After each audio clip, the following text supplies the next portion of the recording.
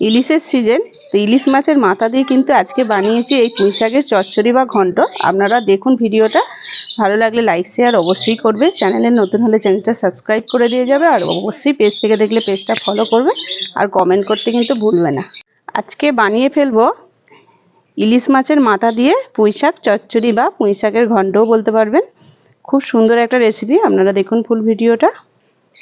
নমস্কার বন্ধুরা, রূপা রান্নাঘর উইথ ভিলেজ ফুডের তরফে আপনাদের সকলকে রইল অনেক অনেক স্বাগত। বন্ধুরা এখন যেখান থেকে ভিডিওটা দেখছে তাদের সকলকে রইল অনেক ভালোবাসা, বড়দের রইল আমার অনেক অনেক প্রণাম। মাছটা আগে থেকে লবণ মাখিয়ে রেখেছিলাম, একটু হলুদও মাখিয়ে দিলাম। কড়াই গরম হয়ে গেছে, দিয়ে দিচ্ছি সর্ষের তেল। তেল গরম হয়ে গেছে, মাছের মাথাগুলো ভেজে নেব।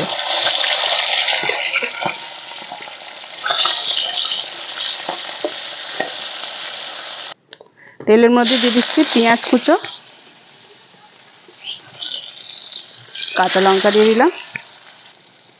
পুঁই শাকের মধ্যে আমি কিছু সবজি দিয়েছি, আমি এখানে আলু কুমড়ো দিয়েছি আর দিয়েছি কচু। এমন দিনে কিন্তু কচুটা বেশ ভালো লাগে। আর অল্প একটু মূলো দিয়েছি। পেঁয়াজগুলো একটু ভাজা হয়ে গেছে, এর মধ্যে দিয়ে দিচ্ছি সমস্ত সবজিগুলো।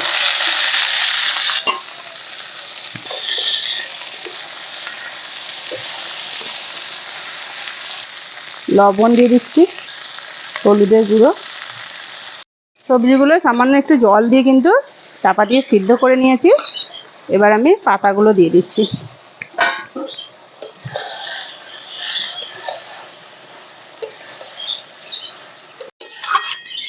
সবজি পাতাগুলো কিন্তু আর ডাঁটাগুলো সিদ্ধ হয়ে গেছে খুব সুন্দর করে। এবার আমি এর মধ্যে দিয়ে দিচ্ছি লঙ্কার গুঁড়ো। স্বাদের জন্য দিয়ে দিচ্ছি হাফ চামচ চিনি, সর্ষে আর অল্প একটু জিরে বাটা দিয়ে দিলাম।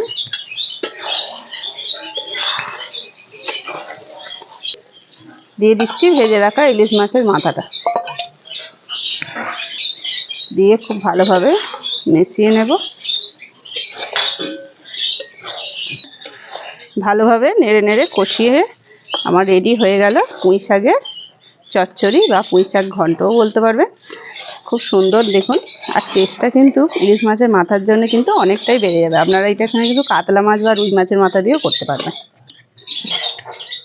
আপনারাও তাহলে এরকম বানিয়ে ফেলুন টেস্টি ইলিশ মাছের মাথা দিয়ে পুঁই শাকের এই চচ্চড়ি। আজকের মতো ভিডিওটা বন্ধুরা এখানেই শেষ করছি। আবার অন্য কোনো দিন নতুন একটা ভিডিও নিয়ে হাজির হবো আপনাদের কাছে। ততক্ষণের জন্য টাটা, নমস্কার।